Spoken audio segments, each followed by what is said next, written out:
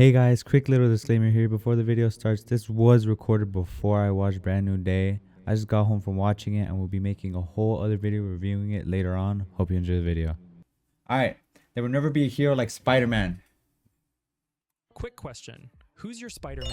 Not who's your favorite actor. Who is Spider-Man to you specifically? Because depending on how old you are, that question has a completely different correct answer. And here's the insane part. You're not wrong. None of you are wrong. Ask someone who grew up in 2002 and they'll say Tobey Maguire. No hesitation, because that's the guy who taught an entire generation what it feels like to lose someone and keep going anyway. Ask someone who grew up 10 years later and they'll say Andrew Garfield. And they'll get weirdly emotional about it, because that Spider-Man loved someone with his whole chest, and the movie punished him for it. Ask a 12-year-old right now, and they'll say Tom Holland, or honestly, they might say Miles Morales, because for them, Spider-Man isn't even a white guy from Queens anymore. He's whoever's under the mask that week.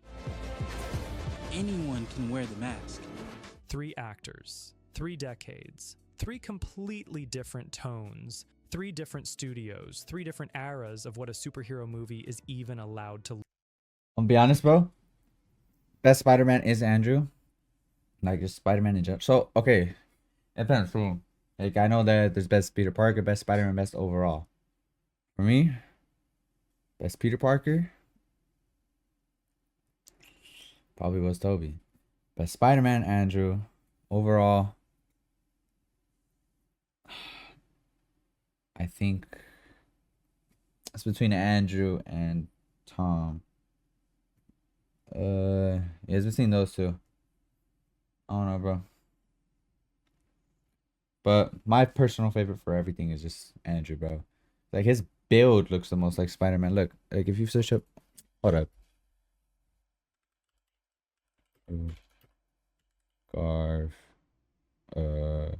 Andrew Garfield, Spider-Man. Like, he looks the most like Spider-Man. Wait, this looks like it came from a game. But that kind of looks like, but look at his build, bro. He's built like Spider-Man. Like, you think of Spider-Man from the comics? Like, that's what Spider-Man's built like. Like,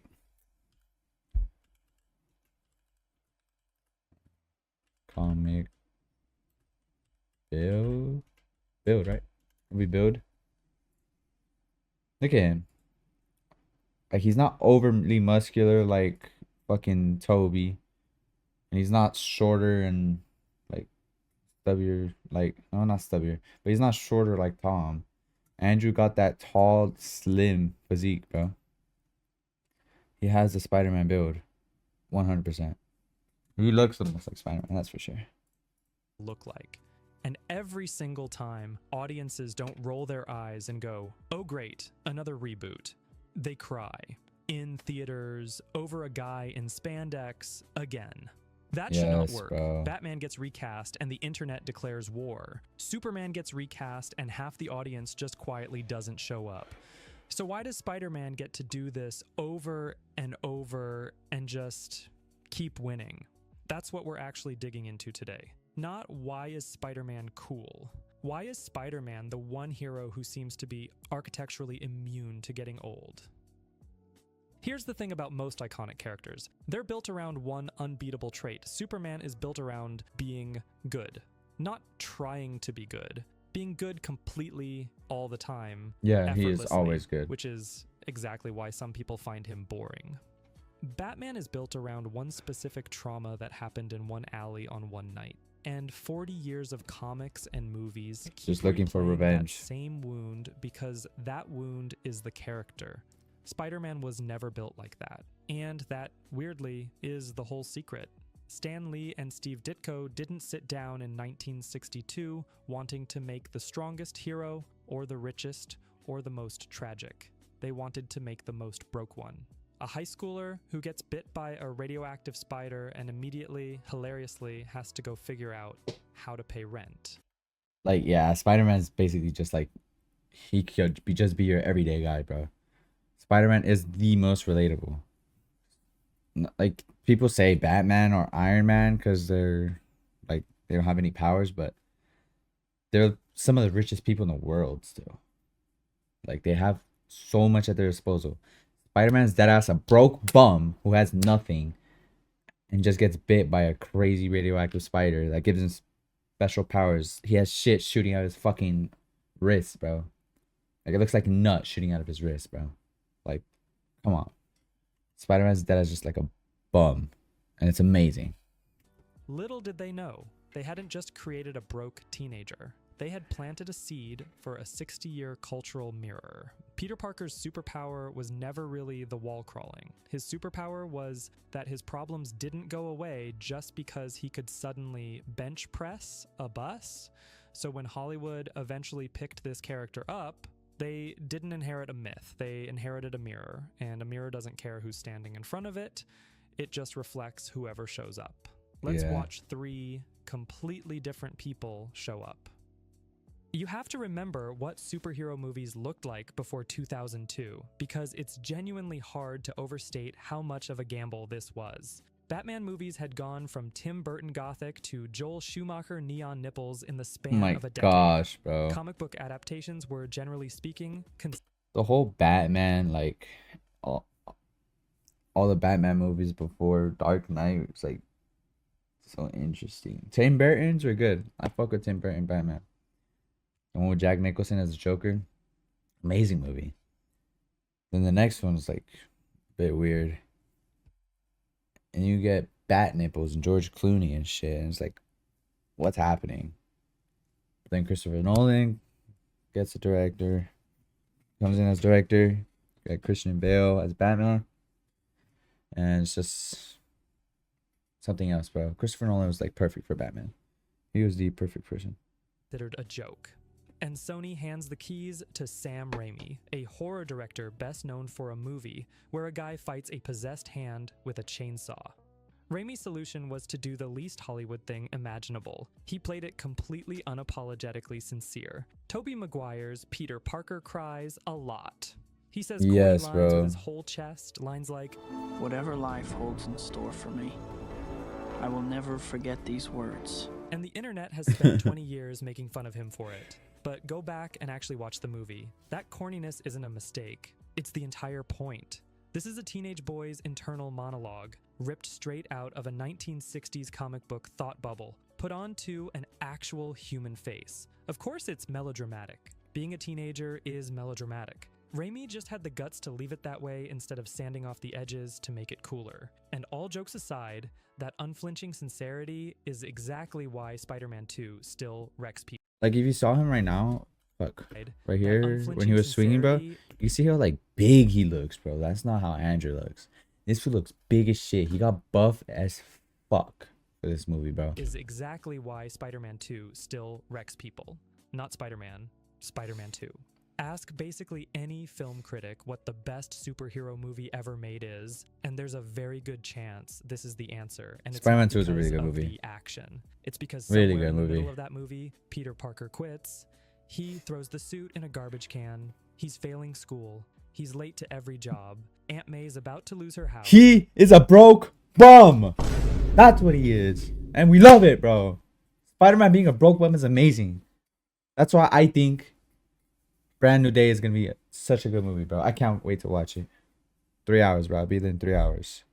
And every good thing Spider-Man does personally costs Peter Parker something. So he stopped, and the movie lets him stop. For a while, this hero just isn't a hero anymore, and nobody swoops in with a pep talk to fix it. What gets him back isn't a fight, it's a conversation with a ghost of his own dead uncle in his own head, forcing him to admit the thing he's been avoiding the entire movie. Shout out Uncle Ben, man. When he finally does put the suit back on, the villain he has to face, Doc Ock, isn't beaten with his fists either. Otto Octavius isn't evil.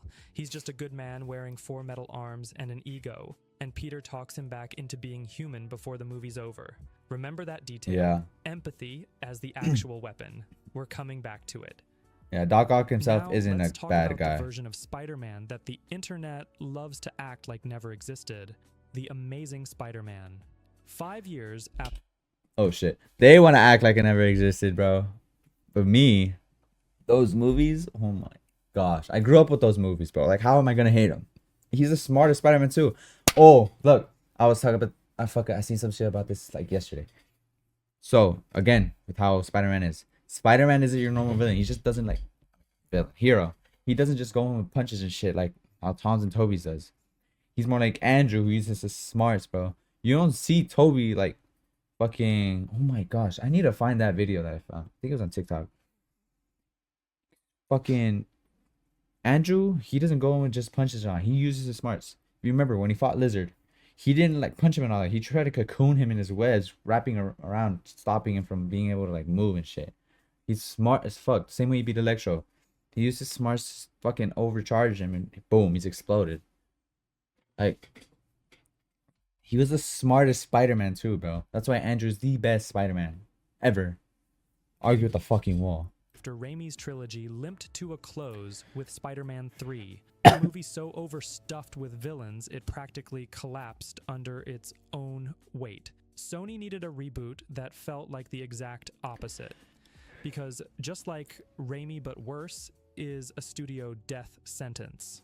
So they went the other way entirely. Where Raimi was operatic, melodramatic, and a little unhinged, Mark Webb went grounded, quiet, realistic. This Peter Parker doesn't cry into the camera. He mumbles, he fidgets. He looks like an actual 17-year-old with a chip on his shoulder.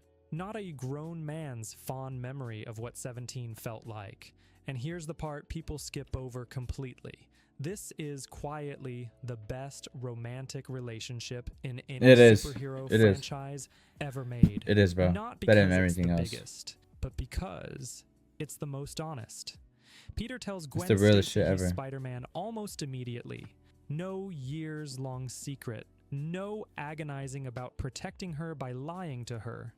His first instinct with the person he loves is to be completely vulnerable. Every other superhero mask exists to keep people at arm's length. This Peter's mask barely survives one date. Is the Lizard a messy villain? Chewed up by studio reshoot? Oh, and then right here, when he goes into the sewers to look for Lizard. Oh my gosh, this is so fucking sick, bro. Like, this opened my eyes, bro. He doesn't like just run in, look for shit. He sends a web out in every single direction, just sits there waiting for a vibration, like an actual spider. Like, he's so like, oh my gosh, he's so tough. I don't give a fuck if I'm glazed, bro. W glazed, man. W glazed, chat. W glazed. And scenes left on the cutting room floor? Yes. Does the suit look like it was made out of a basketball?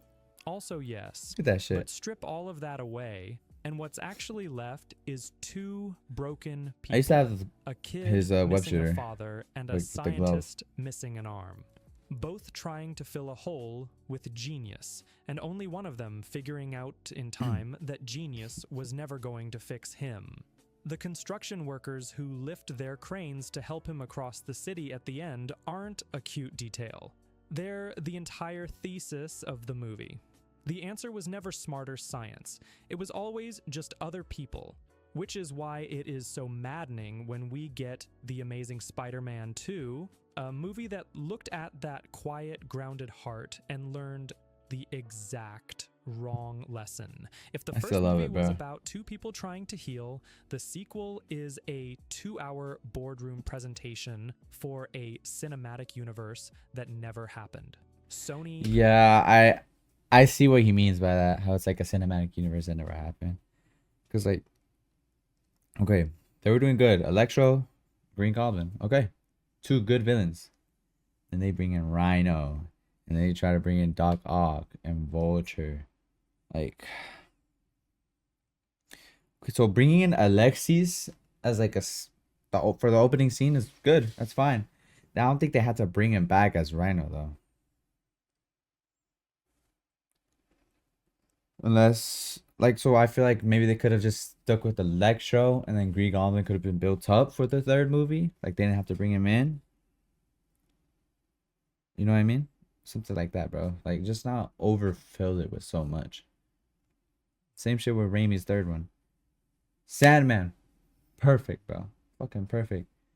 And then Harry's makes sense, that too. But did we really need Venom? Did we really need Venom, bro? Like, Eddie Brock could have been there, but as Venom, did we really need him like that? I don't think so. saw Marvel making Avengers money and panicked. Suddenly, we're back to the Spider-Man 3 problem, but on steroids. It is a structural disaster, collapsing under the weight of spin-off setups and studio greed. But here is the absolute miracle of this movie. Andrew Garfield and Emma Stone refuse to let it sink. Whenever the script stops trying to sell you a sinister, sick movie and just lets Peter and Gwen exist in a room together, It was it so is pure good, bro. magic. Their chemistry doesn't just carry the film, it holds the entire franchise hostage. They act through the studio noise. You feel the genuine, That messy little scene right there was so reality sick of when he two first showed kids his trying to shit. figure out if they can love each other without destroying each other. And that builds to the Clock Tower. People talk about Gwen Stacy's Clock death Tower, as one of the most famous plot points in probably comic greatest book history. Spider-Man scene But of all Mark time. Webb and Andrew Garfield turn it into a horror movie. No, and then they had such a good opening 10 minutes for this movie too, bro. The little swinging sequence, that was the best 10 minutes, like first opening 10 minutes of any superhero movie ever. She was amazing. This movie had the potential to be amazing, bro. Like crazy good. That slow motion shot of the web reaching down, literally taking the shape of a hand trying to catch her, is the most heartbreaking visual metaphor Sony ever put on screen. He's reaching with everything he has, and it's not enough. When the web snaps her back, there's no heroic music, just silence. And then the aftermath. The way Garfield plays grief isn't cinematic, it's ugly, it's guttural, and it's hard to watch. He doesn't just mourn over her body, he shatters. And Andrew Garfield himself, genuinely, no offense to anyone, might be my favorite performance under that mask. I Even love in this a guy, bro. I love this franchise that guy. never quite figured out what to do with him. He plays the character like the ground actually stings when he falls. And by the end of this two-movie run Andrew that Garfield's never such a good got actor, its man. true ending, you feel every single And like in terms of overall like acting, I think the best actor was for sure Andrew Garfield. Like even outside of Spider-Man, he's had the best performances in my opinion. Hacksaw Ridge, if you've seen that before, like he's so good. bruise. And then finally, Tom Holland. I'll be honest about something. For a long time, this era frustrated me. Homecoming is genuinely fun, but it's Spider-Man with a safety net stitched into every scene. Tony Stark's always one phone call away. Far From Home kills off a mentor figure and then undercuts the grief with a joke about 30 seconds later. No wonder it felt for years like Marvel had built a Peter Parker who'd literally never been allowed to hit the ground, and a Spider-Man who never falls isn't really Spider-Man at all. A Spider-Man who's never a broke bum, bro. Like come on. And now he's a broke bum and it's amazing. Let's go. The entire point of the character is that nobody's coming to save him. Then No Way Home happens, and whatever you think about the fan service checklist structure or the slightly rubbery green screen, This shot right here is so tough, bro. It's so fucking tough. something genuinely shifts. The second Aunt May dies in Peter's arms and finally says the line this specific trilogy had been running from for 3 movies. With great power must also come great responsibility. And this time, nobody bails him out afterward. He loses his girlfriend's memory of him. He loses his best friend's memory of him. He ends the movie completely alone in a cramped little apartment, stitching his own suit. He ends the movie how? How? A broke bum, man. Like so beautiful, bro. Spider-Man has to be a broke bum. Like yes, his chemistry with Tony Stark was amazing. Like that little thing they had going on. But Spider-Man being a broke bum is the foundation for all of these movies, bro. Come on. Nobody left who even knows his name. That's not a plot hole, that's the entire point. 6 movies in, this version of Peter Parker finally catches up to the other 2. Alone, broke, and still choosing to put the mask on anyway. Which brings us to his 4th movie, currently on the horizon, picking up exactly where that ending left him. Years later, still erased from the world's memory. And if the rumors swirling around the internet about a brand new day storyline, bodily mutations, and X-Men cameos are even half true, it's attempting something massive. Stripped of the scooper hype, the core premise is basically a mirror image of Spider-Man 2. Instead of a guy whose life falls apart because he's Spider-Man too much, This is a guy whose life already fell apart completely, and being Spider-Man is the only thing he's got left standing.